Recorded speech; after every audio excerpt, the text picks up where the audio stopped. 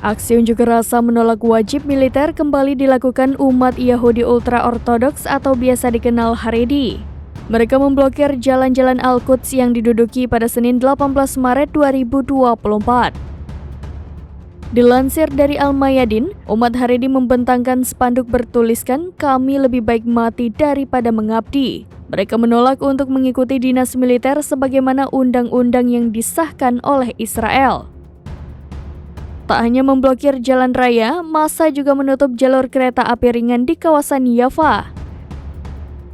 Sayangnya, aksi unjuk rasa ini berujung ricuh dengan aparat kepolisian. Polisi pendudukan Israel berusaha mengusir massa menggunakan meriam air. Beberapa demonstran juga mengaku mendapat tindakan kekerasan dari aparat yang bertugas. Sebagai informasi, Haredi merupakan bentuk Yudaisme ortodoks yang paling konservatif. Berbeda dengan Yahudi di Israel pada umumnya, Haredi justru menentang Zionisme.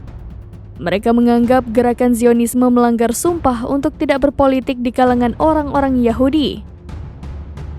Diperkirakan ada sekitar 50.000 pemuda ortodoks Haredi di wilayah pendudukan Palestina yang memenuhi syarat untuk direkrut dalam pasukan pendudukan Israel atau IOF.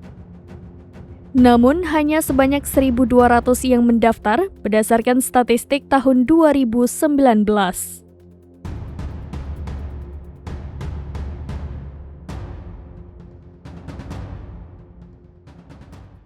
Download Tribun X sekarang, menghadirkan lokal menjadi Indonesia.